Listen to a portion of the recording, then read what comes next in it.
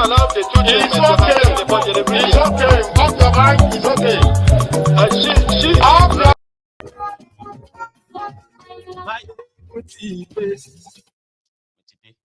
Thank you. So, good morning to you once again, or should I just say welcome back to the Temple of Truth tonight. Ladies and gentlemen, a little bit away from the Edo election, the Edo Charade. I have said this many times on MaiyegunDiary, Politico, and a lot of you have agreed with me as well in the past. It is not about those who cast the vote. Their charade in Nigeria is not about who votes or who did not vote. It is mostly about the people that they claim will count the vote that matter.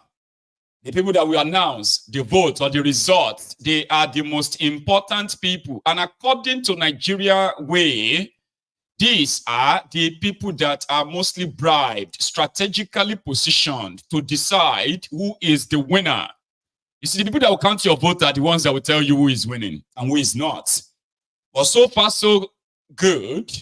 From what I have gathered myself, it seems that this fight is between APC, Egbekegbe, and PDP, people destroying people. Labour Party, they are nowhere to be found. I put something up on MaiyegunDiary Politico this afternoon. I said, Apata, which invited the likes of Peter Obi and all the Labour Party stalwarts to their rallies, is one of the candidates that I actually monitored his campaign. The guy that was everywhere in Edo State, including the riverine areas of Edo. Unfortunately, when their results started popping up, Baba, I just they see 2, Labour Party 2, APC 40, PDP 80, APC 120, PDP 90, Labour Party 1. What the heck? Were those people who were attending the Olumide Akpata's campaign, is it that they didn't have voters card in Abi? This is what they told you then, that the result has been written. And by the time the announcement is made, a lot of you will kind of be so down, in shock. But we will come back to that of Edo at a point. I do have my own evidence here. They don't load them all. Here you get. They have started loading the results. In fact, the loading of the result on the result sheets that I have seen so far, I am not sure if they totally complement that result they uploaded on IREF. But we pick up few. And Baba, accredited voters, people that were accredited to vote in some places, the total number of votes cast for APC, Egbekegbe, they are more than the accredited voters. And the result is still out there as APC winning here and PDP winning there.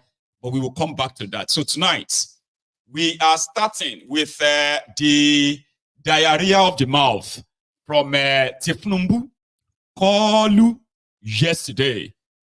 Yesterday, ladies and gentlemen, Kalu had a meeting. It's not a meeting, it's just like a check on, just checking on you, kind of. Inside the asshole rock, where the supposed former National Assembly members, led by Ken Unamani, met with Tinubu, and they, I don't know what the meeting was all about, maybe not solidarity, maybe not condolence, no idea, but they were there. These were the old expired politicians who still kind of get relevance in a society that is so backward, which APC, Egbekegbe, is running in that contraption called Nigeria. So yesterday, I don't know what they told him. Then Tinubu, as usual, opened his diarrhea mouth. The druggie started spewing nonsense, as usual. So tonight, I have a copy of that diatribe. The diarrhea of the mouth from Tinubu. The first part of it, please. Tinubu said the era of pepper soup, free pepper soup, is gone. That he knows that people are hungry. So The thing is that it is not his intention to make you hungry. And if you are hungry and angry, well, it's because you should rather be asking the former governments in Nigeria, what did they do with your oil money? But I do have an answer though, right? As corrupt as the past governments were, right? They were able to pay subsidy. People were, I mean, the inflation in the country was lower, okay? Unemployment in the country was lower. Poverty rate in the country was lower. The value of the naira was a little bit higher. And on and on like that. So, Kalu is asking that you should go and ask all the past government what they did with your money, including that of Bokwari. But according to him, he said, he is not here to make money. I am not looking for money. I am here to work. So I think we should hear what you have to say. Ladies and gentlemen, I have to warn you ahead, okay? So that you do not listen to this drug addict, this druggie, in a way as if to say you are listening to somebody who is sane, is an insane person. By the way, I just thought I should warn you ahead, okay? This is the vegetable in charge of the contraption called Nigeria. Bismillah. Present and in the past. It's a great honor for me to have you here as one of you in the past, now and in the future.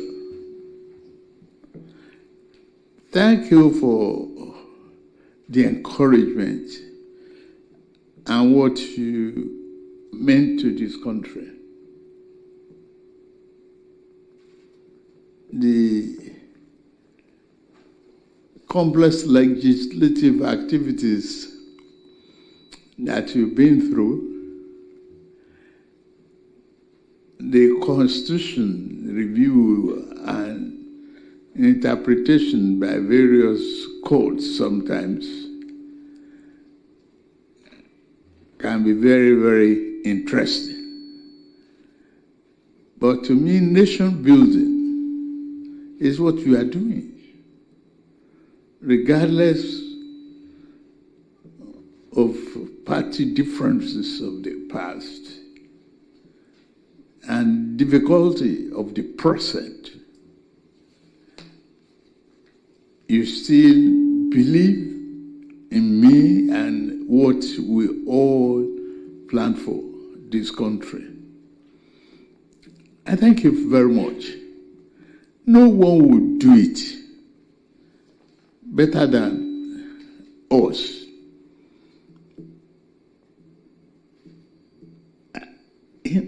Having traveled the world, I've seen developed countries done it themselves with collaboration, inclusiveness, and financial structure. Yes, there's hardship, but how did we get here?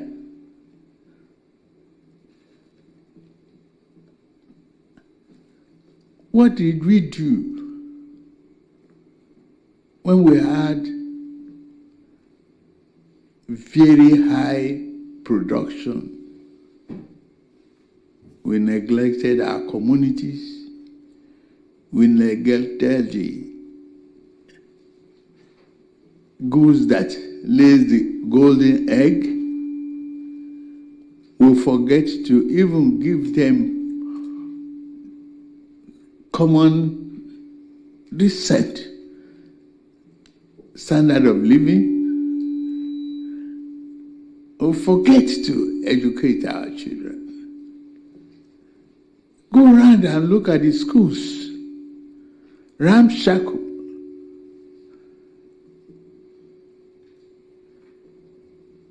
Education environment must be decent enough for people to want to learn. We can complain from now till eternity that the school enrollment is low. Did we even do anything to encourage that education process? We must ask ourselves. It's a matter of conscience.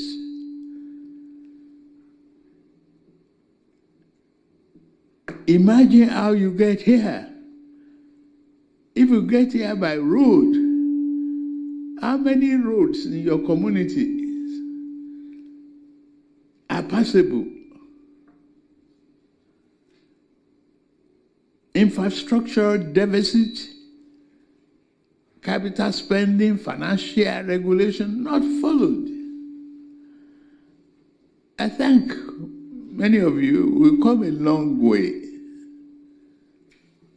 And all I can promise is do the best. People are complaining now of petroleum prices. First of all, we must have fuel security. Yes, we have fuel in the ground. Do we have the capacity to bring it up to even before we revive, before we distribute?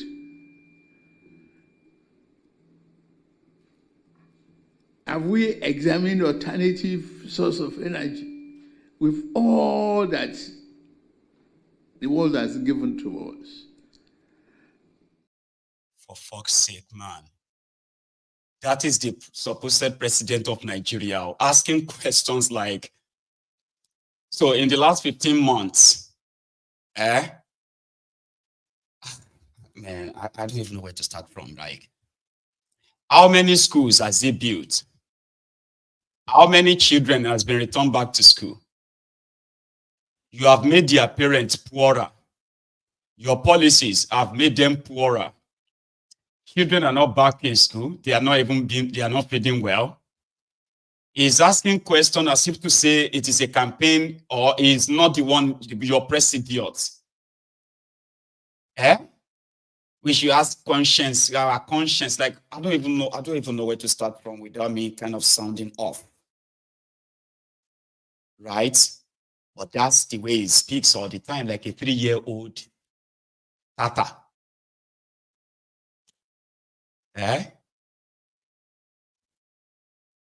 In 15 months, it took the inflation of Nigeria from 22% to over 40%. That's the official one. The number of out-of-school children has now increased by over 3 million. That's been nice, generous.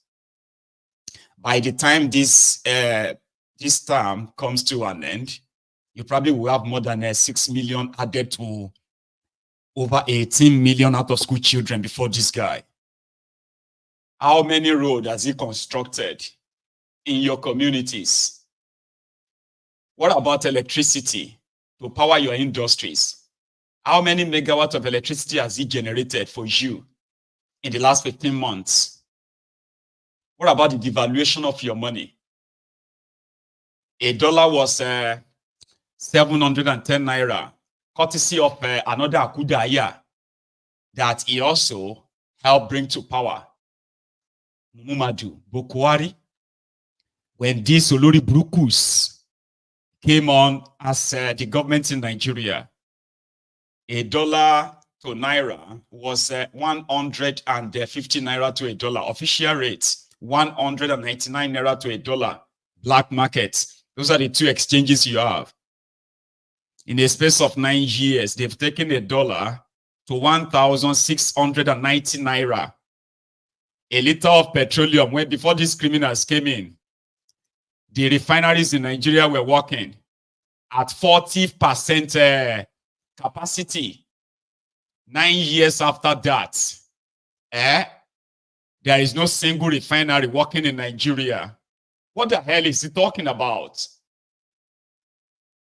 That's why I'm like, I don't know how to kind of like, respond to that without sounding, like I'm so mad, right? But it's called, and if I happen to be somebody who told you not to take him serious for the sake of your own mental health, don't try to want to kind of like respond, then I think I should listen to my own advice too. But here is the other part. He said people are hungry because you devalued the naira, you floated the naira, you weary. You floated the naira, crashed the economy. Then you increased importation of fuel, more subsidy. You removed subsidy, but you claim to remove subsidy. When Bokwari, your friend, was paying over 400 billion, 420 billion naira every month, then you told everybody that you've removed it. A liter of petroleum jumped to 1,100, 1,200 naira per liter. Now you are paying over nearly 1 trillion naira for subsidy every month, see. But you are still hiding it. You know what? I'm just going to play the other parts and we can move on from this. Given to us. I'm glad of your encouragement. And I can assure you, I didn't come to look for money and exploit the situation. I came to work. I asked for the votes. And they gave it to me. Here we are. Many of you can still write few pages of history of democracy in Nigeria. And I like what you are doing. Encouraging the country. You are the one to make the clear interpretation of where we are, how we are, educate our people. Imagine when I resumed, I said the subsidy was gone. There was no subsidy in the budget handed over to me. I can't be creative and look for magic lamp to create a budget. And ever since, we maintain that position. You know, from several millions of liters, now we are down to 30-something. We are knowing through consumption of how much we are taking.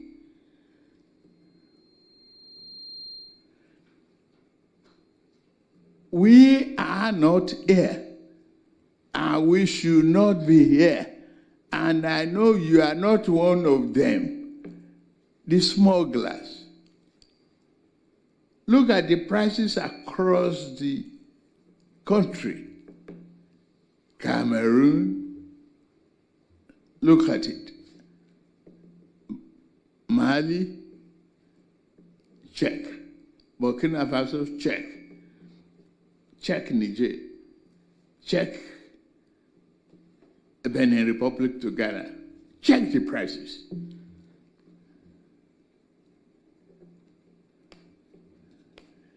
And we are not able to equip our hospitals, able to build new classrooms. If we are spending this money, not few people are spending it on ourselves. People are spending it on ourselves.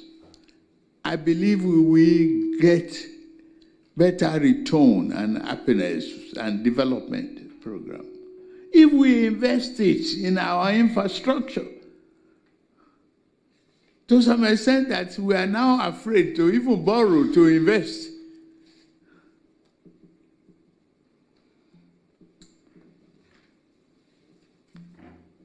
I need your collaboration.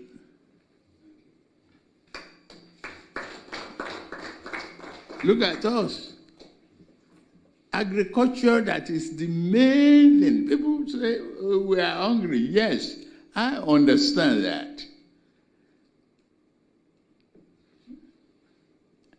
But we cannot just take a free bowl. We must work hard. We We've sustained 25 years of democracy this year. We don't want to keep the people hungry and angry. But we say, be patient.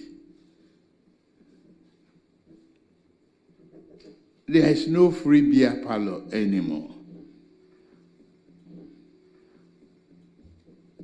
We will retool and rebuild the Nigerian economy, I assure you, with your cooperation. I thank you very, very much. Nuisance lele.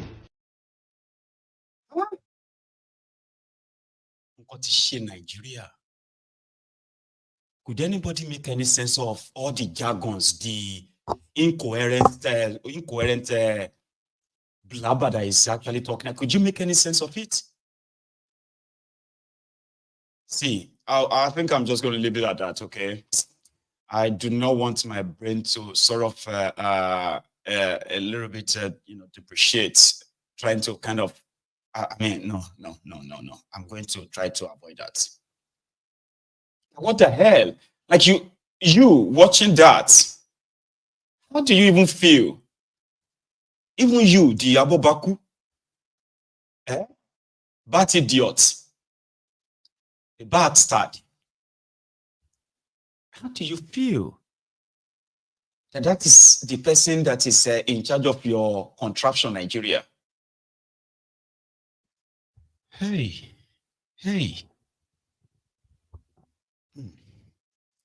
Obasan just said these people should be in jail, and I agree. What is the character of the people that are in government?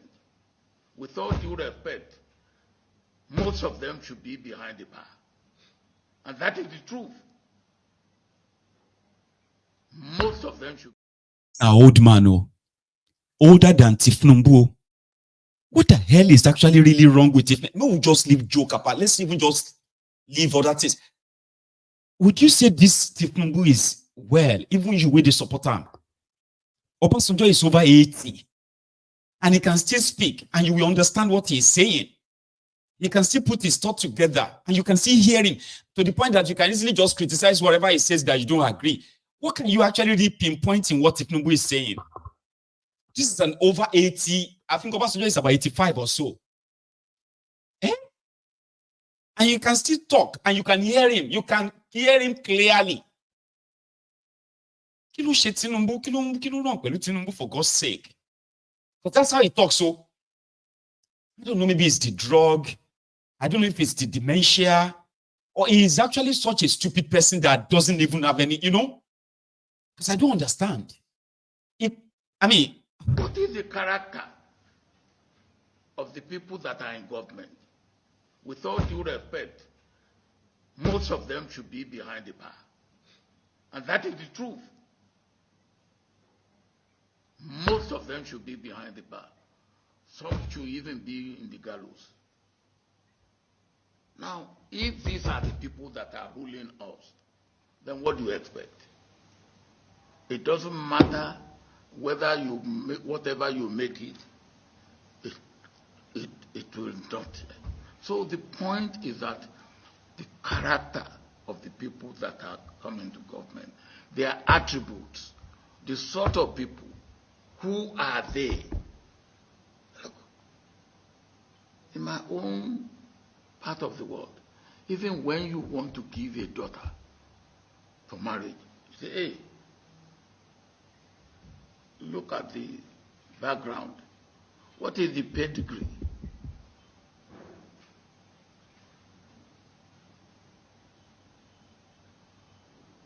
And that is one thing we really need to think about. How do we select leaders? What should be the character of the leaders we select? What should be their track record? What should be, where should we find them?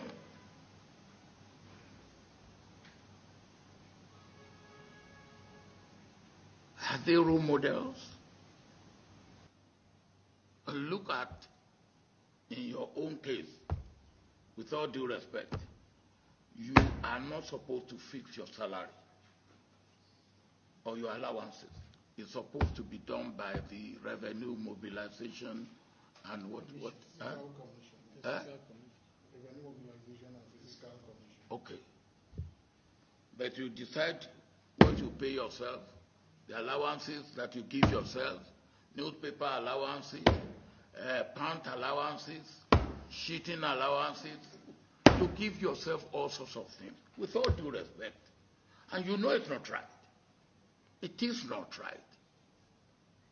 It is not right for me to be the one to determine what I pay myself.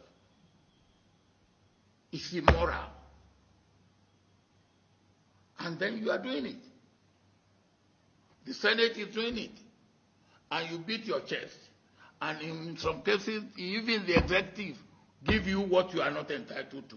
You all got 200 million naira. When we were talking about the suffering of the people who put you there,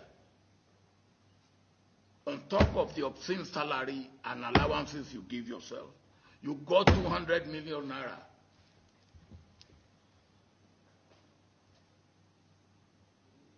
It's not right. It's not fair. It's not good for this country. So this is the thing we have to do. How do we ask people to suffer? And those people who are suffering, please bear with us when you are not showing any sacrifice. And I'm not showing any sacrifice. You are what you are. I am what I am because I'm a Nigerian. Those people out there are Nigerians. They are entitled. So let us look at it that way. For me, that is what we have to do. And as I've said, and I will keep saying it, we are all sitting on a keg of gunpowder, all of us. If we continue to do what we are doing, which is disregarding the interest of the common man. So we need general moral rearmament. General moral rearmament, to look at ourselves and say, yes, we are all wrong, and where we are wrong, then we need to do things differently. We cannot continue to do things the same way that has not worked for us and say, and then if we do that, we are deceiving ourselves. But let us look at things. What must we do differently at the executive level, at the legislative level, at the judicial level, at the civil service level, even at the private sector level? Because we are all in the same boat. And if that boat... I mean, I like the fact that if you listen to what he said there, he never took himself out of the whole thing. So before you say he's part of it, he's caused it, he's not saying he didn't, he's not part of it. I mean, at a point, he's telling them that this thing that we are doing, including you guys setting this thing up for yourselves, it is so unfair. It is so wrong. Simply because you have the chance that you could do it. I mean, you can do it, then you decided to. No morality, no nothing. You are telling people to sacrifice and sacrifice. I mean, you can condemn Obasanjo for all you like. Oh, it's the genesis of it. I agree. But he stated the fact there enough that you would think, well, maybe people who are like outside, when they are outside that power, they tend to pretend to be on the side of the people. But once they are inside the power, it's a different ball game. I just thought you should compare the both guys enough to say, Obasanjo can talk or speak, and you can hold him to a Tinubu. You don't even know how to react to Tinubu's talk. Some believe that he's using the same style like that of a Bokwari. Una the two give them credit. You have sick people, sick individuals, sick in the earth people, in charge of the destiny of 200 million people. So you can continue to give excuses for them. Not that you have much that you can do differently, though. Like nothing you can do to them. They have the power, and the people in that contraption feels more or less like they are captured, conquered. That's why a lot of them just pray to imaginary God to come and help them, or their sky daddy to do something and teach these guys, okay, because they can't do anything, not with their numbers and all that. But Baba, how could somebody just be talking? I mean, even if I sit down here, you feel concerned for me. If I, for example, let me give you an example, okay?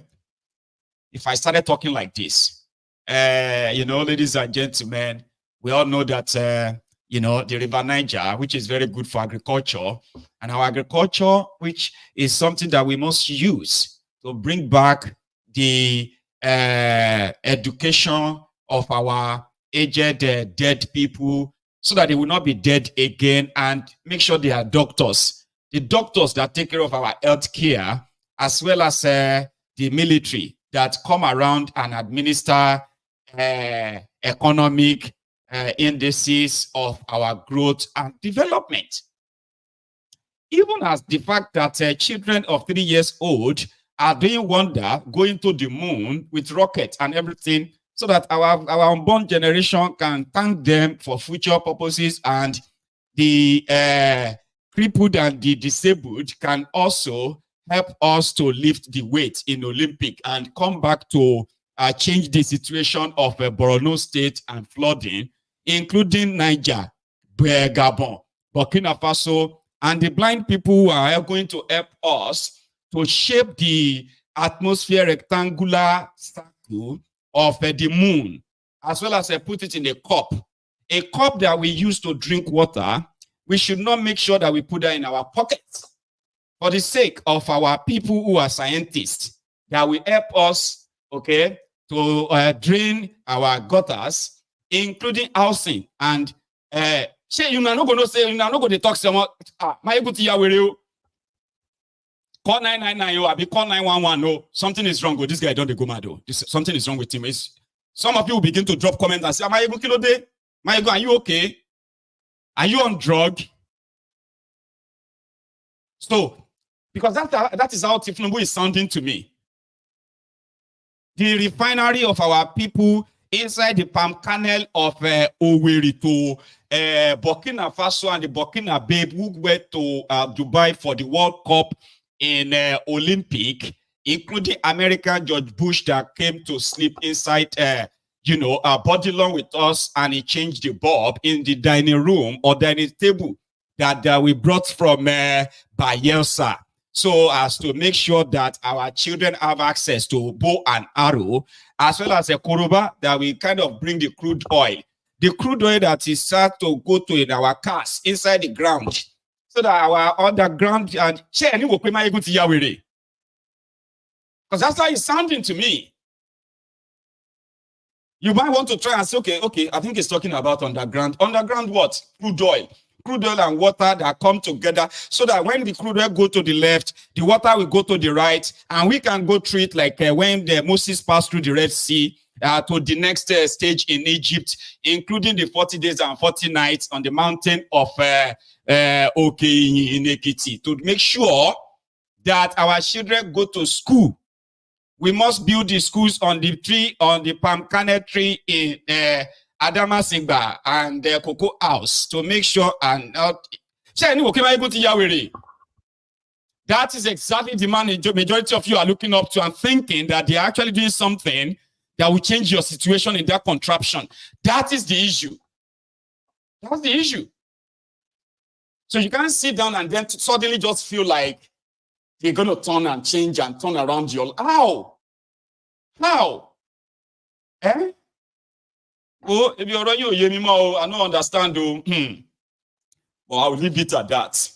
So going forward, somebody said, what do you mean that Asue is leading in Edo from what I have seen so far.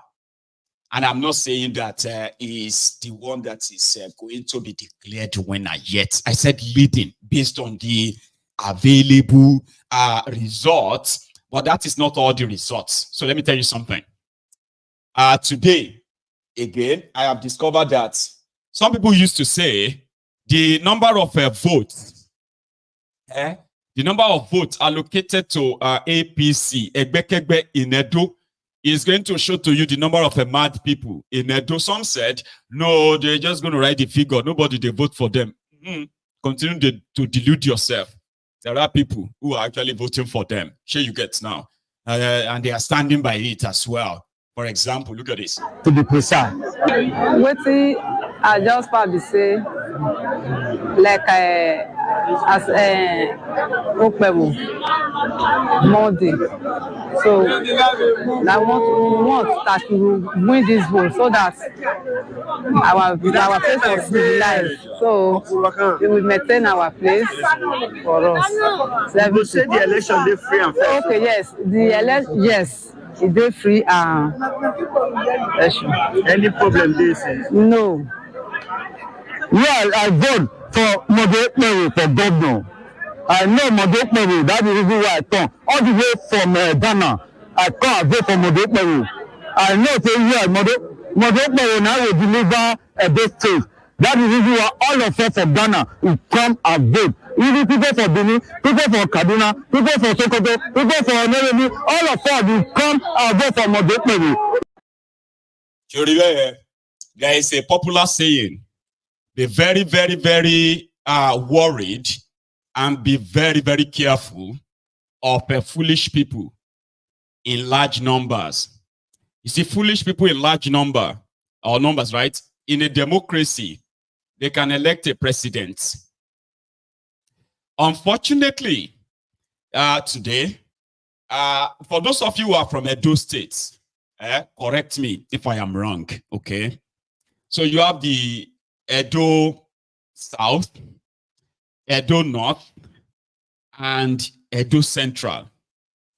From all permutations, Asue Ighodalo is from Edo South. Olumide Akpata is also from Edo South. And that is why some people believe within the circle of Edo, they believe that Olumide Akpata of Labour Party is working for, I'm not saying it's true, I'm saying people said that Olumide Akpata of Labour Party is working for APC. There are those who actually said that. Because according to them, they said that Olumide Akpata only came to divide the PDP's vote, which is not true to start with. However, others are saying that the reason why they won't vote for Olumide Akpata of Labour Party is because if they vote for Olumide Akpata, like Peter Obi, he cannot fight for their mandate. Where APC, Egbekegbe, the most dreaded, the most criminally, and the most dubious group of political criminals, that they do not keep prisoners. APC doesn't keep prisoners. And the only people that can match them craze for craze, including if the thing enter courts, is PDP. Not because PDP better, but to them, they will choose between the two evil. They will choose the lesser evil. However, Olumide Akpata lost his own polling unit today to a PDP guy. Then they said, Obaseki, Obadonkey, Asue Ighodalo, and their PDP stalwarts, they will do everything to keep their control over the Edo South and Edo Central. When it comes to the Edo North, that is where Oshiomole,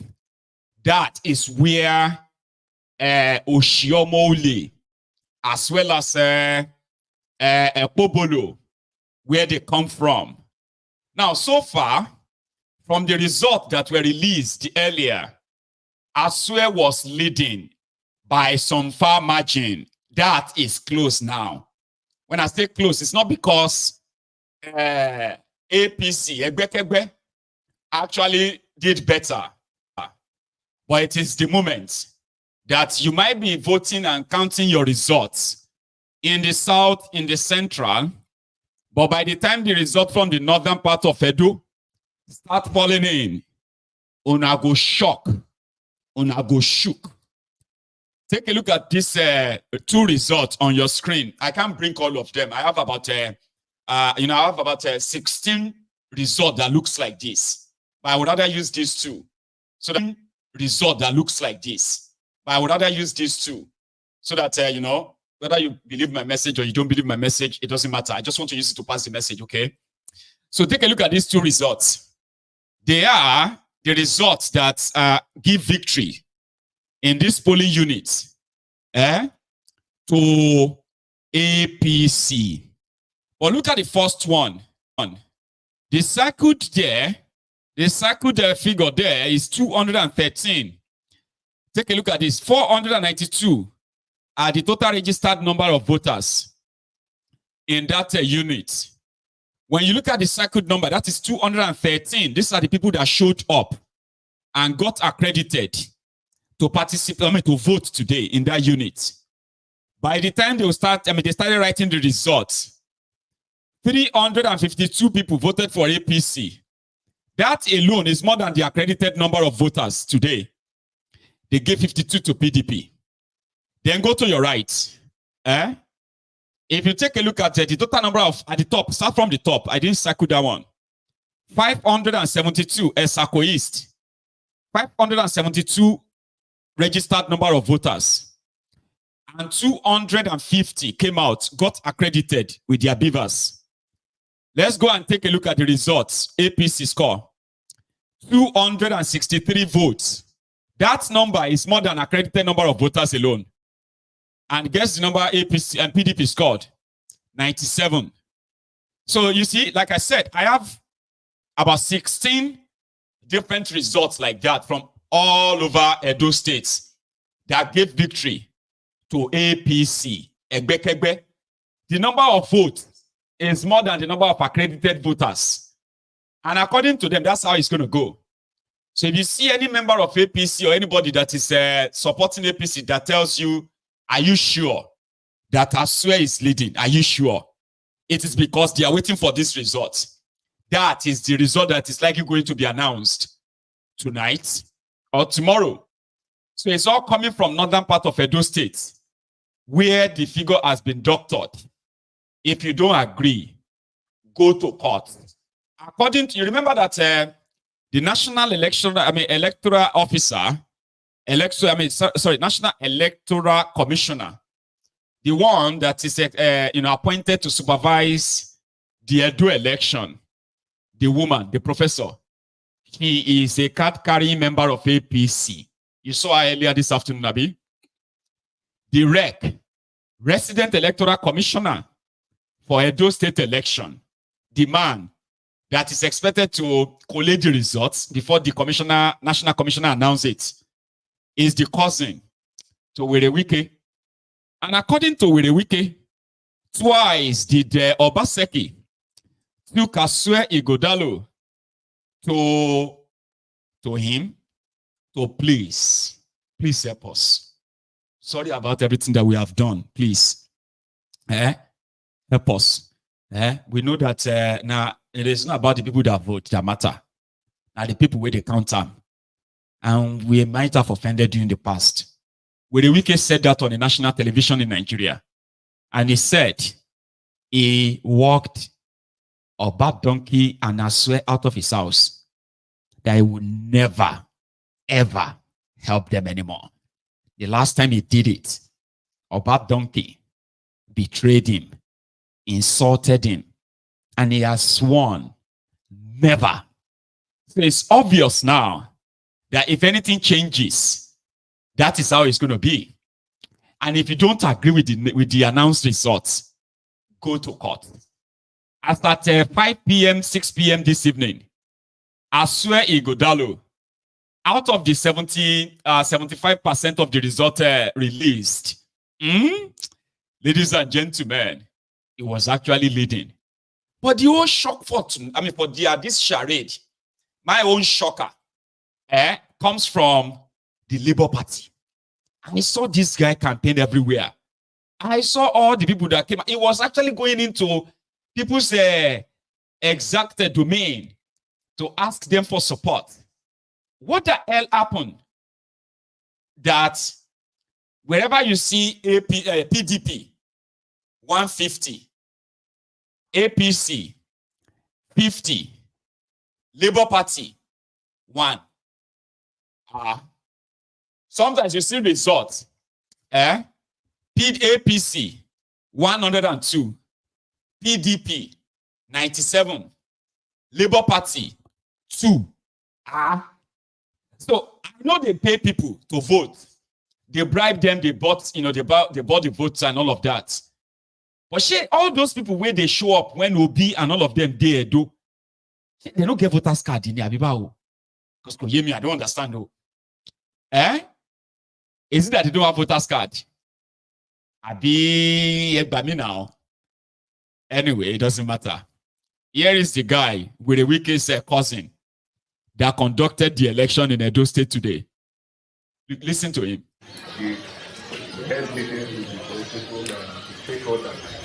But today, they decided to call. Can you stop the call? So, it's not about vote. If you're interested in the political process, the electoral process, really will not make you to come, not to come. Please, we have done our own. Apart from more issues, here and there, where the material did not come as a result of the road transport union disappointed us. So I want to say, in general, that we are so satisfied. We are so satisfied. In our part, we are so satisfied. 92% of the things we don't have to say. It can score us great. We are happy. Are you not happy? Did anybody, even the political, even the candidates, they have expressed satisfaction with the conduct of the election so far? None of them, all of them voted.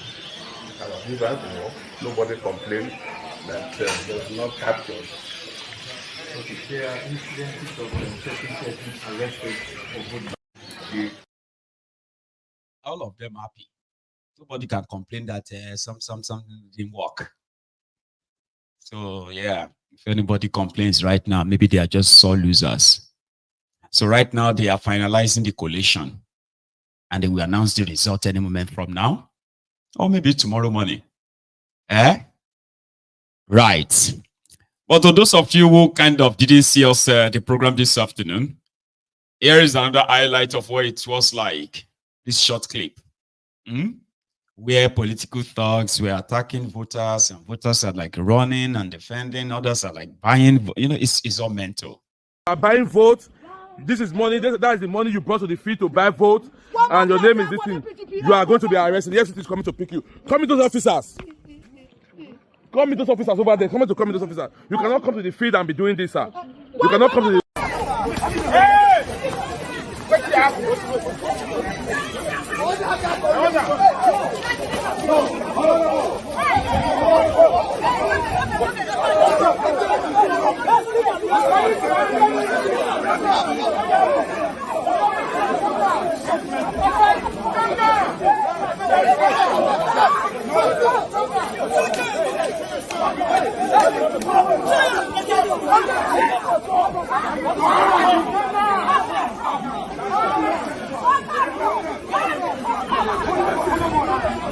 Hold that boy. Hold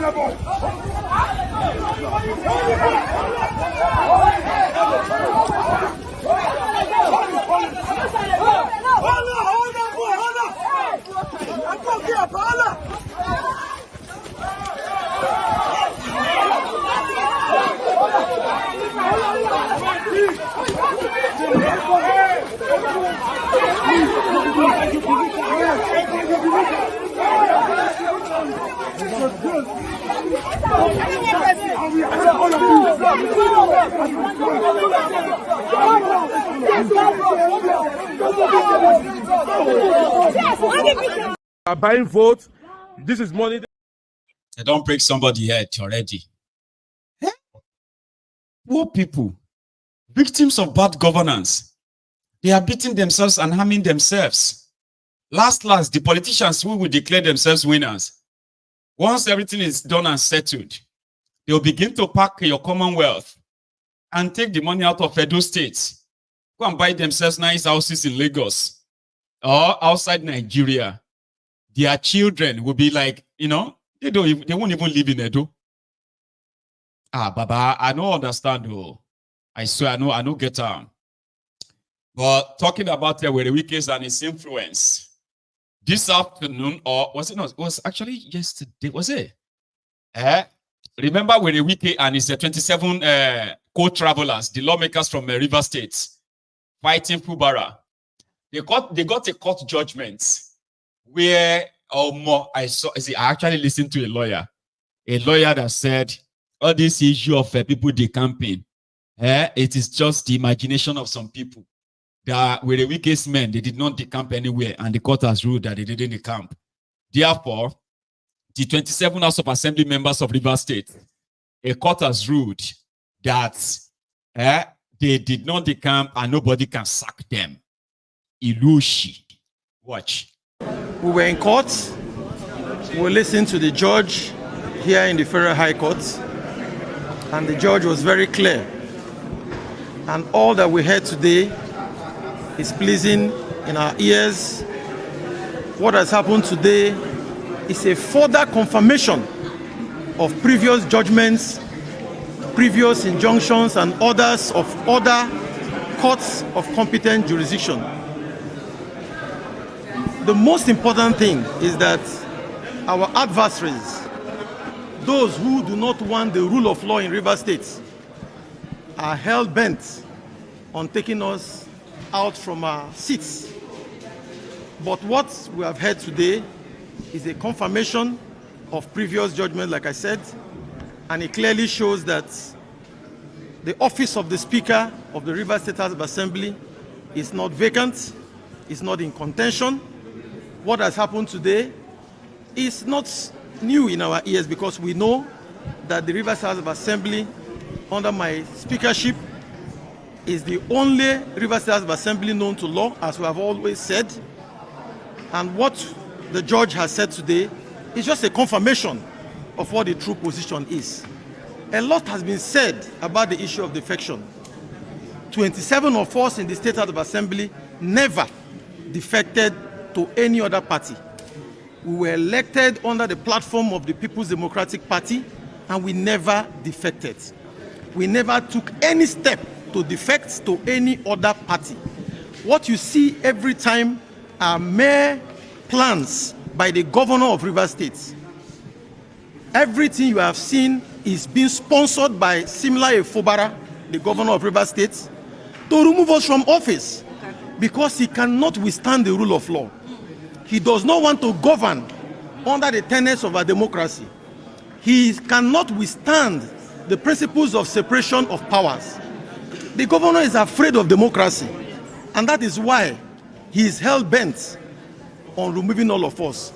He runs to every court anywhere in this country looking for how to remove us through the back door.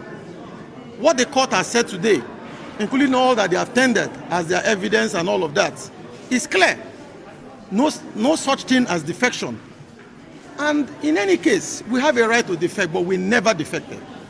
Anything you have seen is just the arrangement from the governor, being sponsored by the governor of Rivers State. And I say it clearly because he is the one pushing all of them. He is the one sponsoring all these persons, going from one court to the other.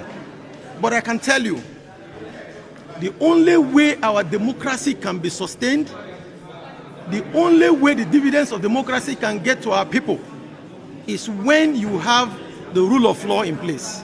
When we allow separation of powers to have its way, when you allow the legislature to function, when you disallow the arbitrariness coming from the executive, particularly from the likes of the governor, who do not understand where the boundaries are between the legislature and the executive.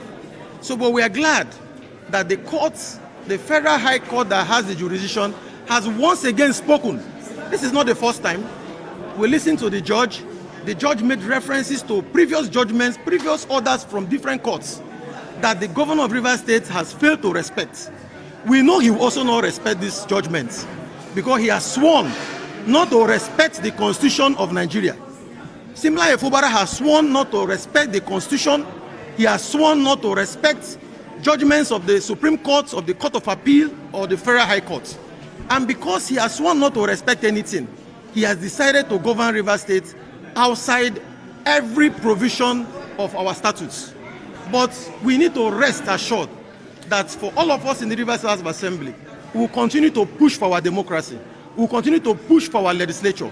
We will remain undeterred.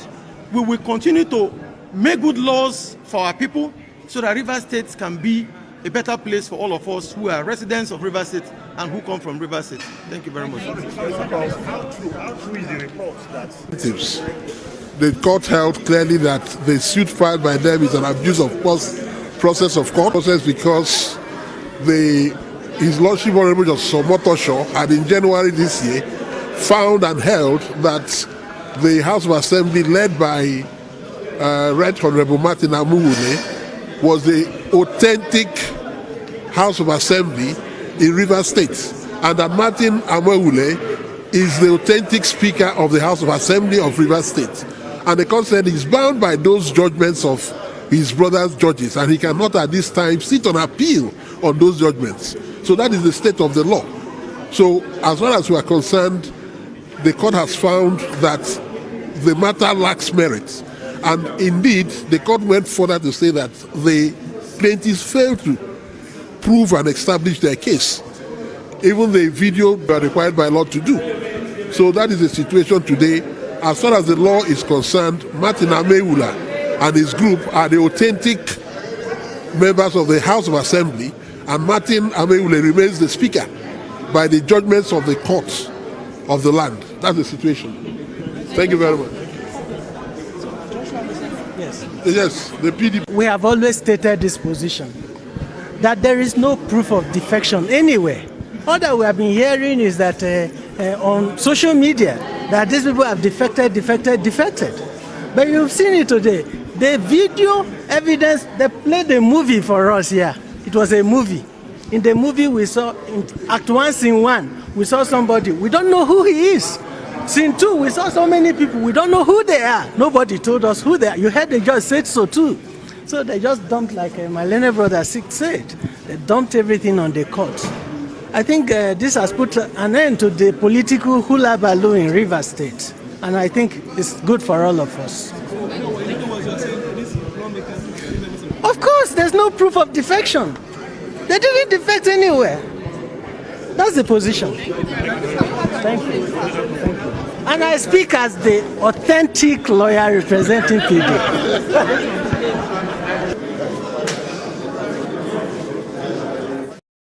Nigeria is not a real place.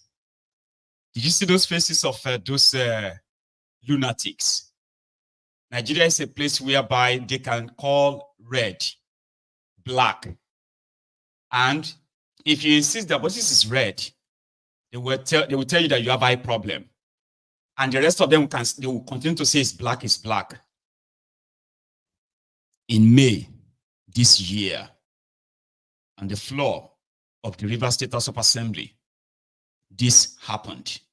And immediately it happened, they moved themselves in a bus straight to the airport, where they were ferried to Abuja. Excited lawmakers flying the handy flag of the All Progressive Congress and chanting songs in support of the opposition APC in Rivers State and President Bola Tinubu after defecting from the People's Democratic Party on whose platforms they were elected.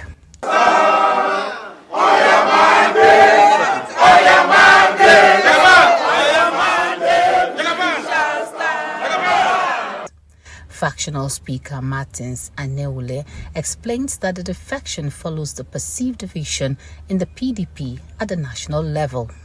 The Right Honorable Martin Chika Mewule, DSSRS, Speaker, Rivers State Assembly, Moscow, Port Mr. Speaker, defection to the All Progressive Congress, APC. Defection to the All Progressive Congress, APC.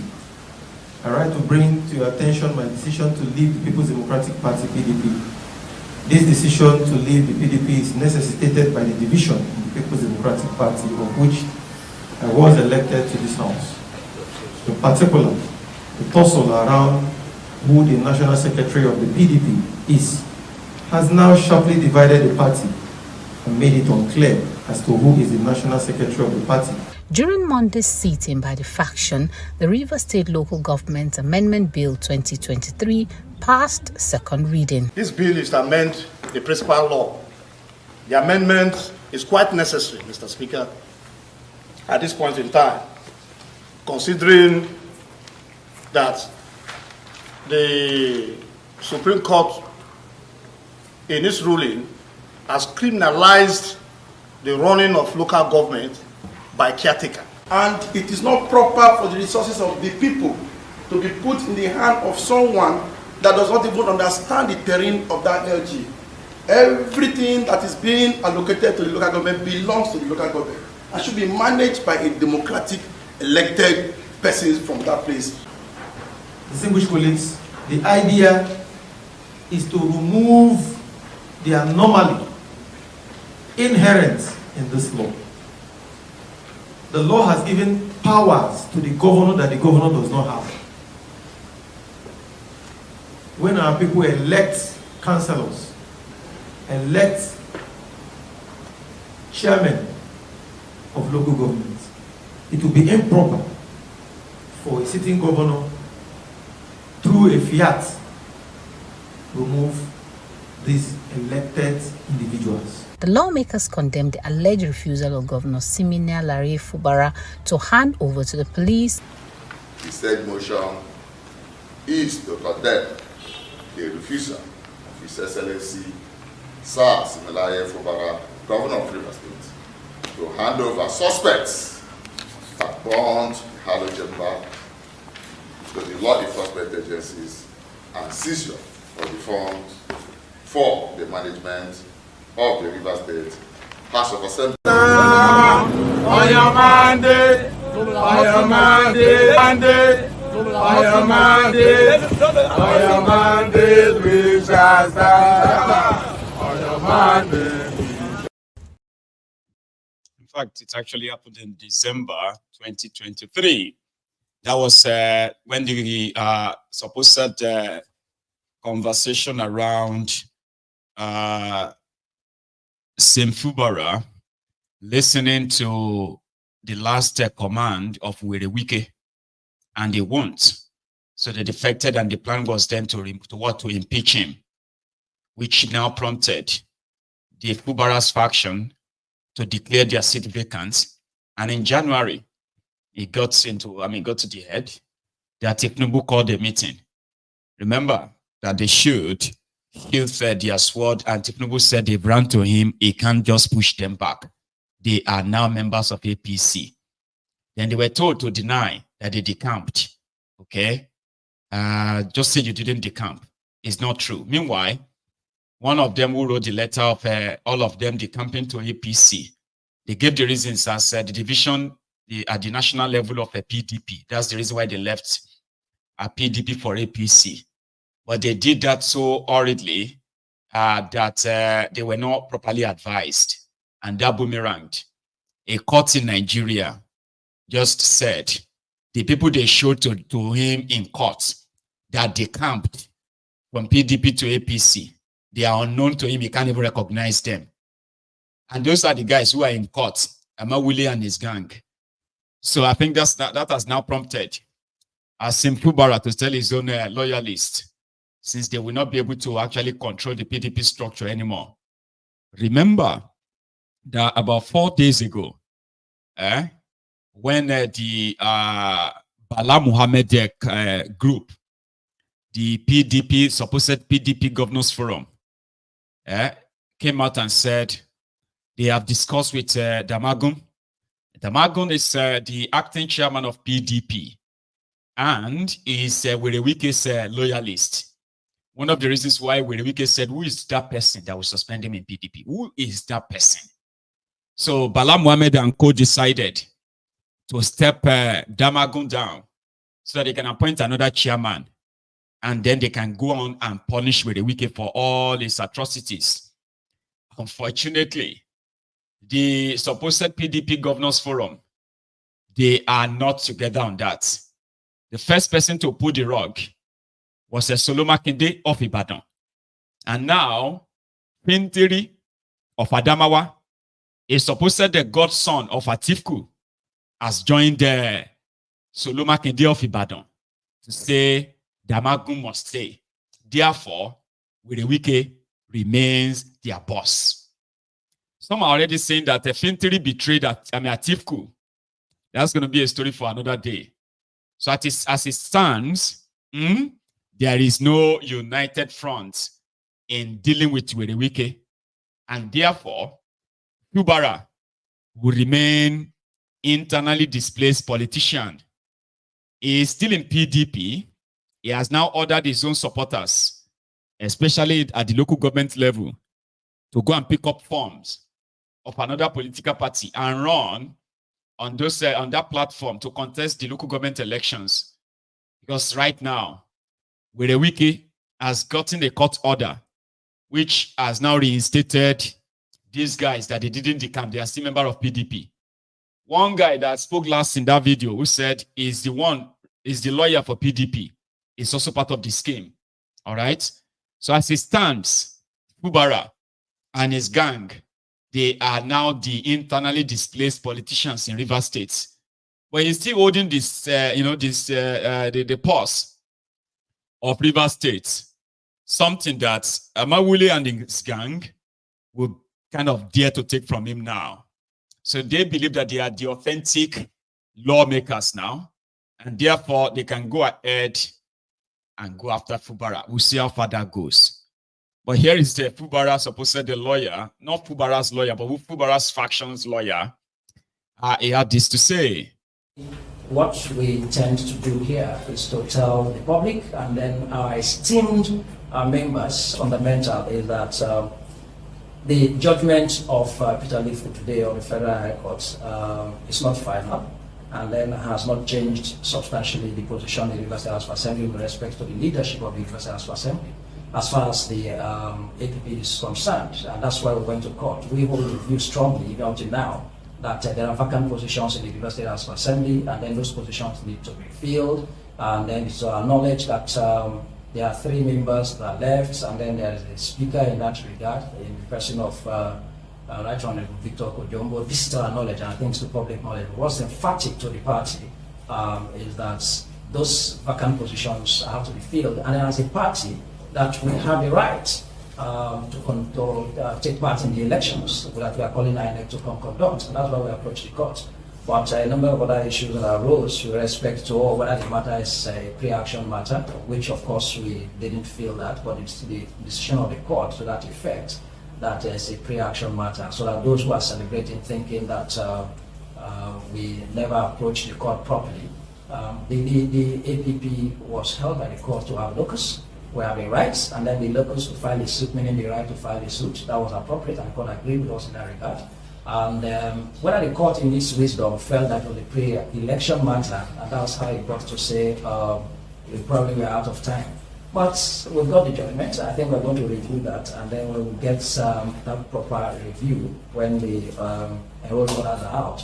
We'll be taking the appropriate step that I think we would agree to take.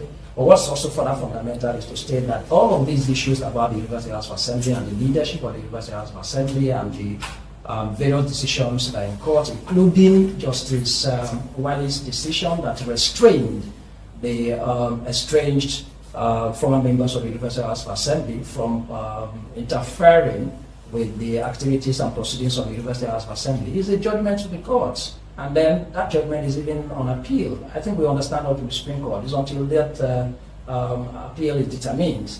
These matters are still very ripe. And then, of course, again, even when they relied on Justice Omotoshio's judgment, and including an interlocutory injunction by Okoro Those matters are not matters that actually are directly connected or related to the reason that the APP went to court. Because we never approached the court to ask the court to declare illicit vacant. It's our position that as a responsible party, and then having the duty and obligation to uphold the provisions of the Constitution and ensure that every authority and every person in this country defend the Constitution. So we felt that we needed to take the step that we took. And then that step it remains our candid position. So Justice Omotosho's decision is also important to tell the public that it's on appeal. As a matter of fact, there are even 2 appeals against that decision. So the Court of Appeal is there to determine those appeals. That's the principal appeal, and there's even a cross appeal by those who even appear to take advantage of that decision and then claim that it's in their favor. And then if you also would look at the decision of Peter Lefu today, relying on those 2 previous decisions. These are all courts of coordinated jurisdiction, and I think that we still are within our own rights to consider the decision of the court today and then see what we will do. But what's fundamental here is to emphasize that as far as we are concerned, yes, the judgment of the court, we remain abiding by decisions of court as a responsible political party. And then but it hasn't substantially changed anything, because there are still a number of matters subsisting, even in high courts, with respect to all of these matters, and then at the Court of Appeal and at the Supreme Court. So nobody, and there was even no declaration to a clear position by Justice Peter Lefu to the effect that those who have defected have not ceased to be members of the Universal House of Assembly. He relied on the judgments of the other judges. But those are judgments that are even subjects that are before the appeals. And then, like I said, if we are to consider all the judgments, including the judgment of Justice Wiley, which in itself, it remains a valid judgment until it is overturned, and the restraining order that is even made, then I think our position is clear. So, gentlemen of the press, it's important that we join, including the media, to direct these facts in the appropriate ways that they really are, and then dissuade the public from misconstruing and misinterpreting decisions of court, particularly in areas that suits them. So for our members, our esteemed members, we join you, and even the generality of the entirety of Rivers indigenous residents here. There's nothing to worry about. I think that the Constitution of the Federal Republic of Nigeria, at the end of the day, will become the pointer of all of this. The Constitution is supreme, and it is a ground norm, and every citizen, every authority has a responsibility to ensure that it is being protected and then it's been upheld, including judges, of course. I've made my points in several interventions that authorities will include the judiciary, will include judges, will include even the presidency, and everybody has a fundamental responsibility to protect the provisions of the Constitution. Even in interpreting provisions of the Constitution, it should be interpreted in a manner that is to protect and uphold the provisions of the Constitution. That has remained the position. When Nigeria finally collapsed, the Nigeria judiciary, they will take their own medal as the institution that helped facilitate or accelerate the destruction of Nigeria. Just write that down, okay? A country without rule of law. A country where you know that the judgment in that place is for the highest bidder. It's just a doomed country awaiting implosion. Anyway, here is our guy. He's always there to remind Wiki of his overbearing attitude and all of that. And if he continues, right, it's just pretty much like at the end is near. He keeps saying that though, right? So I am going to have you listen to him. Today's judgment by the Federal High Court on Rivers State has not changed anything in Rivers State, but has also gone to show that Nigeria is in trouble. How can the Federal High Court say that decampment of the sacked 27 lawmakers from the pro-Wike camp is a pre-election issue? The Federal High Court have now introduced a new interpretation to the Constitution that it is now a pre-election matter that is starting bad. We should not get to this point because we try to keep the pro-Wike people whose seats have been declared vacant in office. We're not going to change our Constitution to okay, Jumbo remains the Speaker of Rivers State House of Assembly. If anybody is thinking that with all this abracadabra happening left, right, and center, that the pro-Wike group can start causing nuisance in Rivers, sorry for you, cannot happen. There is a sitting judgment of the High Court that recognized Okejumbo as the speaker. And on that we stand. And we'll fight this matter up to Supreme Court before we come back and talk about the way out. So as it stands today, Okejumbo is the speaker of that Rivers State House of Assembly, and nothing can change about it. If you want the governorship of a state, you wait for election. You wait for election. You cannot, no matter the abracadabra anybody concord, come through the back door in a bid to destabilize the government of Governor Fubara. It's not going to work. So pre-election matter happens before election. So how can somebody who has not even won the election as a lawmaker now be able for you to decide whether he can decamp or not, even when he has not been elected? So after election is concluded, nobody, no matter the party you decamp to, your seat cannot be declared vacant. That's what the Federal High Court is saying. Despite that, there is substituting judgment of the Supreme Court on consequences for decampment. So that judgment cannot stand. The opposition is going to appeal it. They're already appealing it. The Federal High Court have now introduced a new interpretation to the Constitution that it is now a pre-election matter that is starting bad. We should not get to this point because we try to keep the pro-Wike people whose seats have been declared vacant in office. We're not going to change our Constitution to now say that once you decamp into another political party, at any time in your tenure, you can remain in office without any consequences. Your seat cannot be declared vacant. There cannot be any by-election there because it's now a pre-election matter. Pre-election matter happens. There are people who have left. People who swore to affidavit. The court is in custody of the affidavit they swore. What are we doing? Do you want to destroy? Do you want to destroy this country? Affidavit. They swore affidavit that they have left their political party. Affidavit. They also made the declaration on video, and then the Federal High Court said they didn't see it clearly, that they didn't mention anybody's name in the video. Facts that are very clear. And then you go further to now say, oh, the decampment is now a pre-election matter. So Nigerians, what they are telling you now is that anybody you elect can decamp and cannot be removed. Because if you want to remove him, you should have removed him even before he's elected. That's not what the Constitution envisaged. It's not what the Constitution envisaged. And they talk about abuse of court process. The pending cases in that Federal High Court before Justice Omotosho was on trying to stop the National Assembly from taking over the functions of the River State House of Assembly and all those other issues. No court has declared that the illegal decampment, the cross-carpeting of the sacked lawmakers is valid, that they legitimately decamp. Nobody. So they can't come through the back door. So we are saying that that is, it amounts to nothing, it's being appealed, and that cannot survive any appeal court proceedings. And as long as we are concerned, going by substituting judgments of the court, Okejumbo remains the Speaker of River State House of Assembly, and nothing can change that unless appeal court and Supreme Court rules otherwise. And where that has not happened, nothing changes that. Everything continues to go normally in River State. The local government election, if this is why they are run up, and the local government election will hold on October 5th. And the Constitution is very clear, electoral rights is very clear. No court can stop the election. No court can stop any electoral process. So conduct of election is constitutional, and the law forbids any court from stopping it. That election will hold on October 5th, and local government chairman will be elected, and nothing also can stop that from happening. Governor Fubara will complete, and we can need to get this clear, Governor Fubara will complete his 4-year tenure, and will recontest, and will still decimate you at the polls. Public institutions should be left as public institutions. It's not personal. It's not personal. You can't, the device is too big for you to pocket it. It's not personal. So as long as we are concerned, we reject the judgment, we see it as very strange, and we see it as something that will undermine constitutional governance, and it will appeal vigorously, and the right thing will be done. Meanwhile, Okejumbo still remains the Speaker of River State House of Assembly and will continue. The more you look, the less you see. The more you look, the less you see. The more you look, the less you see. That is Nigeria, a lawless place. You can speak grammar for all they care. Doesn't really matter.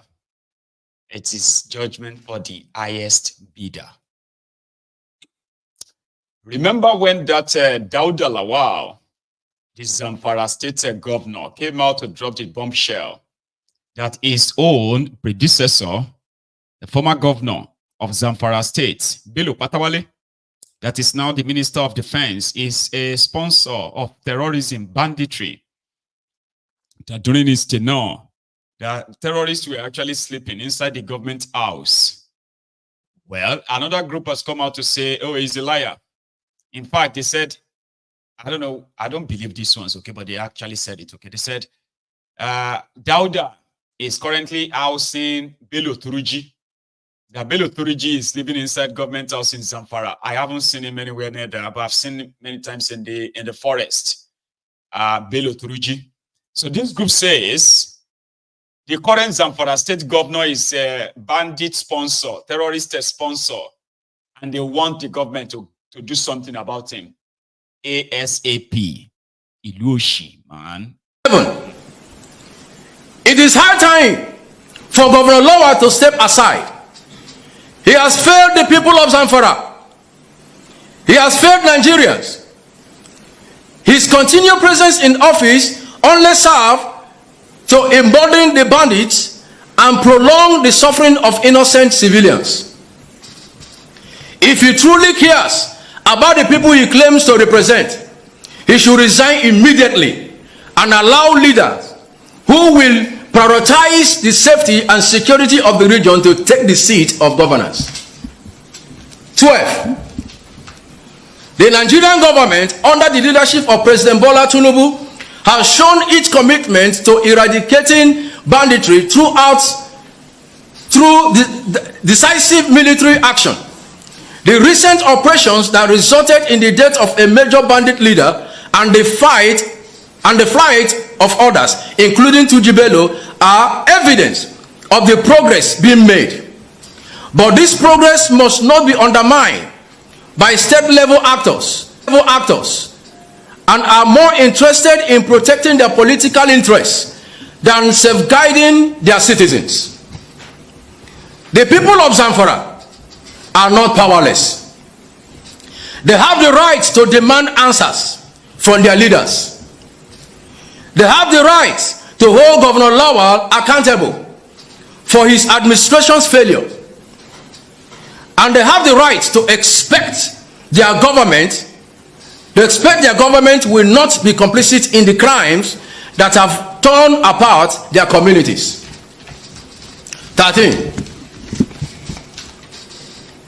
We, the Situation Room on the war against banditry, call on the federal government, the Nigerian Armed Forces, and all relevant agencies to continue their effort to bring peace to Zamfara and the Northwest region as a whole. We call on all well-meaning Nigerians to join us in this fight against banditry and the misuse of public funds. We also call on civil societies, the media houses, and the international communities to join us in shining a light on the disturbing development in Zamfara State.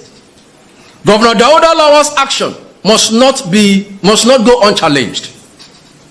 Together, we can ensure that those in power are held accountable for their actions and that peace and security are restored in our beloved country. 14. We urge the National Assembly to initiate a thorough investigation into the alleged allegation of 1.3 billion naira to bandits and media propagandists by the Zamfara state government. Such fund should be used to provide education, healthcare, and security for the people, not to fuel the criminal enterprise that have destabilized the region. 15. In conclusion, let us remember that the fight against banditry is not just a military campaign. It is a battle for the soul of our nation. It is a fight to restore dignity, peace, and security to the people of Zamfara and entire Northwest. We cannot afford to lose this fight. And we cannot allow individuals like Dauda Lawal to continue undermining the effort of those who are genuinely committed to peace. 16. Governor Lawal, the people are watching. The nation is watching. And history will judge you not by your words, but by your actions. The time for excuses is over. The time for accountability is now. Thank you very much, members of the press, and God bless. It is Nigeria. Nigeria has gotten to a stage whereby, you see, tribalism has now been nationalized since Tinubu and his gang used and pushed that in order to gain power in Nigeria. And to remain in that power, they continue to push that tribal or tribalism, whereby people are being attacked and targeted simply because of which tribe or ethnic nationality they come from.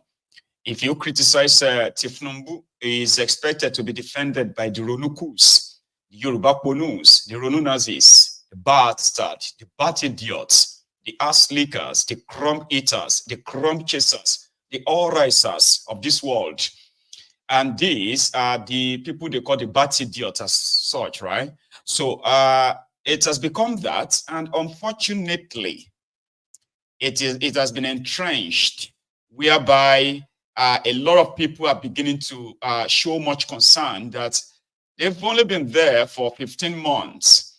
By the time they are done, maybe 4 years or 8 years, if Nigeria doesn't fight any civil war or lead to civil war in Nigeria, then maybe there is nothing that can actually really break that contraption.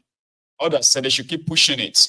But there are all, initially people thought it's all just online. But for those who have experienced it, including the Yorubas who have stood up against tribalism, against this, especially those who are pushing tribalism for a drug dealer, a certificate forger, as Yoruba Omoluabis, who are called Omoale by this Omoale bastard, by the way. So a lot of them are beginning to speak out and say, man, it is just beyond online.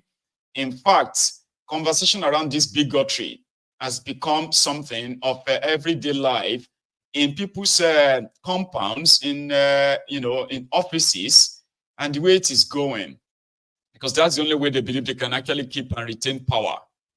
In one of the spaces they had on X, formerly Twitter, and then recorded, captured by this platform, one person was sharing what their experience was on this matter. So I'm going to take you through a personal shared experience of some people, starting with this, the bigotry that has been institutionalized in Nigeria for political reason, not for anything.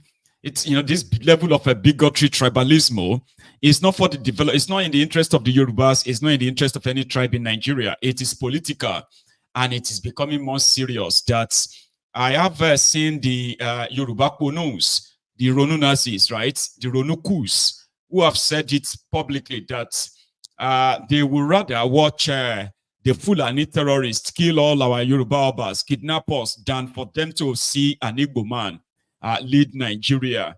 Others said, that, well, they would rather remain poor under the leadership of the Northerners, the Hausa or Fulanis, and even under Yoruba, than to watch a prosperous Nigeria under any Igbo.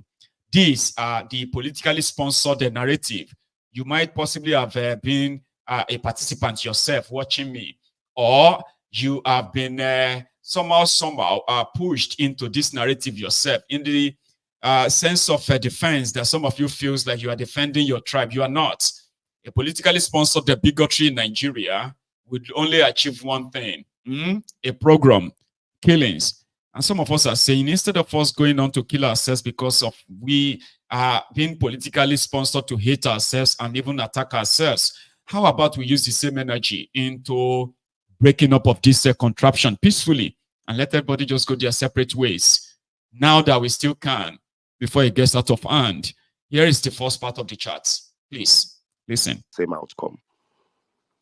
Be very careful. The wickedness you plan for others, lest that wickedness backfires, making them better and making you worse. It is happening again with this bigotry war. The bigotry you planned for the Igbo ended up making the Igbo looking better and you looking worse. But we are all one Nigerians, so we will take this thing Nigeria is a young nation. If there is nothing I thank God for the Yoruba, I thank God that a large number of them, and I would like to say a majority of them, are against the Ronu ideology, are fighting the Ronu ideology. And I must beg them to stay strong, because this bigotry thing can only be reduced bigotry to bigotry. If I was Yoruba, I would be pained. I would feel hurt. One day I might support this bigotry war, the other day I might not. But look at it this way. If I came out in a fight and I was fighting a man on the road that I never met, and I told him, I said, "You are a killer." The man said, "Yes, so I have one brother that used to kill people, but he's in prison." But that man now points to me and said, "Your entire family are ritual killers," and showed me proof that I have 100 people in my family who are ritual killers. I would stop fighting that man immediately and go back to my house to sanitize my home. Because that means if I win the Igbo in this bigotry war in public, the Igbo, I still have to go home and face the reality of the situation. I also want to beg any Ronu or people who think maybe another civil war. I see sometimes they write these things, we'll fight the Igbos again and win them. Israel is proof that I beat them before, no be property. Israel is proof that I beat them before, no be property. Israel has beaten the whole Arab world together in 6 days. The same Israel that Germany murdered by the millions. So if you believe you beat somebody in 1960 something and killed him by the millions, and you have pictures of them suffering kwashiorkor, I'm not too sure that if you fight that same man in 2024, he will not kill you by the tens of millions and you would have worse pictures. I don't believe a second civil war might go as easy as the first. For those of you Ronus that are here with that mad ideology, go back and tell your APC that anybody planning civil war, the Igbos are no more domiciled only in Igbo land. The Igbos are no more domiciled only in Igbo land. You will burn Nigeria to the ground. I guarantee you that. There is no state in this country where there are not at least 200,000 Igbos. That's more than enough people to overwhelm your army, your military, and your militia. Small arms when Nnamdi Kanu share for East, when they were still really fighting headsmen, we saw how it went. I repeat, Israel is proof that I beat them before, no be property. Go and watch boxing, go and watch wrestling. Nobody has beat Muhammad Ali, then beat them. Tyson, then beat them. There's no perfect warrior. Now every Yoruba, every Ronu, keep your sentiments aside. A ritual killing investigation department needs to be set up in the Nigerian army and the Nigerian police, with special emphasis on the Southwest. I have been watching these bigotry wars, and the only thing I'm following is data. There are at least 3 reports of ritual killing in the Southwest every day. There are at least 3 reports of ritual killing. These are registered police reports of ritual killing in the Southwest every day. That is a pandemic. That is enough to create. If there is so much fraud in this country, there's an anti-fraud unit. There is so much ritual killing in this country, there should be a ritual killing department in the police. I dare say ritual killing is so important. It is probably more important than EFCC right now. Because we need a department to get people educated that this is nonsense. We need a department to collect list of all fake alphas, fake mosques, fake shrines in Yoruba land and have them burnt to the ground. We need a department to trace how far this ritual killing has gone, because there is a cult in Yoruba land called Ogboni that has existed for centuries, that is full of ritual killing and is one of the oldest cults in Yoruba land, unless we don't want to accept facts in the Southwest. And the Ogboni must be investigated. I repeat, the Ogboni fraternity must be investigated. They are one of the big proponents of ritual killing popularity in the Southwest. They were known ritualists, and most of the members were wealthy.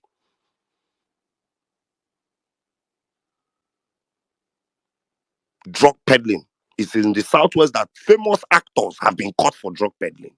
Famous Onis caught for drug peddling. Let us not be foolish as Nigerians. If you were president of Nigeria and the Southwest was bringing out all this information, you would be forced to nip this trend in the bud. Who wants to cry? Let them cry. I will say this also to the Yoruba. Nigeria is a young nation. Don't be afraid to embrace some of these things, especially the data part of it. Throw away the emotions. The love for fraud is growing fast in the Southwest. The love for cultism is growing fast in the Southwest. The death of education and the rise of illiteracy money-making tactics is growing fast in the Southwest. Agbero is being institutionalized in the Southwest. Rituals is being institutionalized in the Southwest. Fraudulent churches and criminal general overseers is being institutionalized in the Southwest. In the East, we have to face stupid pastors. In the Southwest, you have to face deeply wicked, intricately criminal general overseers. Call the names. Adefarasin, Adeboye, intricately, wickedly criminal men of God. Down to TB Joshua, Southwest. I promise you, when Adeboye dies, like TB Joshua, 2 years later, people in Redeemed will come out with their documentary. We will be alive, God keep us. Same way we are shouting over TB Joshua. Same way we are shouting over some of these men. And you people are fighting us. They will write, House on the Rock will have his documentary when he dies about the real things going on in that church. I am not worried. The Yorubas have held sway on the media for a long time. It's not a bad thing, but as a Yoruba, it's a problem. Let me explain to you.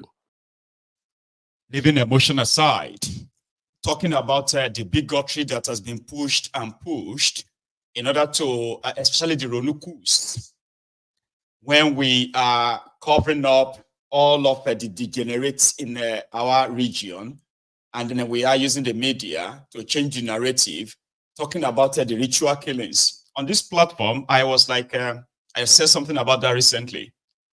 I am from Ogun State. And somehow I kind of feel like, even though they believe that Ogun State is named after River Ogun, but some of us believe that it's actually because of, our association with, what do you call it, voodoo this and that. And more or less like I, as a person, I believe and I've seen it, where the sale of human parts for the people they call lekulejas, who sells a human head, mining of what do you call skulls and all of that stuff, But over the years, a lot of us grew up believing that all the vices that bedevils Nigeria, all of them are from the eastern part of Nigeria. Now the Ronukus have unraveled. I mean, they have actually awoken some of the Easterners themselves to begin to push back and say, well, these narratives have been foisted on us, but it wasn't really that us alone. And right now, if those who believe that back in the days, they could push the narrative of a falsehood here and there just to stigmatize the Igbos, and at the same time denying the degenerates within us or among us, it's actually time for us to begin to look inward. Those criminal politicians who have been benefiting from the division and this profiling, they are also those that are commonly seen and known to be, when they are seeking power, if they are not involved in ritual killing or buffing with human blood or making a sacrifice with human flesh and all of that stuff. Now, the Ronukus have unraveled this, and that's why they said it is getting to a stage whereby all the narratives that they've pushed for so long are being pushed back. And maybe the end of it is just going to be what? A civil war. The guy is right. Right now, you will see that the number of, the non-Yorubas, let me even say the Igbos, who are currently outside the Igbo land, right, mostly doing well as well, right? They can be compared to the numbers of Igbos in the 60s, in the 70s. And again, if some of us who kind of will look back then, Yorubas were stronger back then than we are now. We are more weaker now, where education has been destroyed. Economic viability of the individual Yorubas or the collective Yorubas have been sort of destroyed, only for the selfish criminals who continue to push the narrative of war, hatred, tribalism, and all of this bigotry. Here is another one. To BC, I beg, I go need beg, pardon me, because special guest of honor just enter the building now. I know they una go know him. The man, I wanna they call him that time, the man of Google. I be the Google of the man. I be the Google in the man, or the man in Google. But my boss, Sizu, I beg, take the bike. My brothers, fellow Nigerians, God bless you all. Thank you for being here. Let me start here. A lot of us might not support or have supported what Harry was doing in the beginning. But God left Nigeria a long time ago. But you can tell that God is still very interested in Nigeria through Nigerians. There is proof. You look around Nigeria, you can see that God does not live in Nigeria anymore. But you can still see that God has interest in Nigeria through Nigerians. There are countries in this world that the country is a wreck, the citizens of the country are wrecked. Afghanistan, Somalia, all those kind of things. But Nigeria is a wreck. But Nigerians are not a wreck. And that is why I'm heading where I'm heading. It is very possible to raise a generation or two or three with hatred. Let us have no illusions on this. Dear Yorubas, please listen. We are a family. Lord Lugard and Flora Shaw forced us into this unholy union. And until this union is broken up, we must operate as a union. We have no options.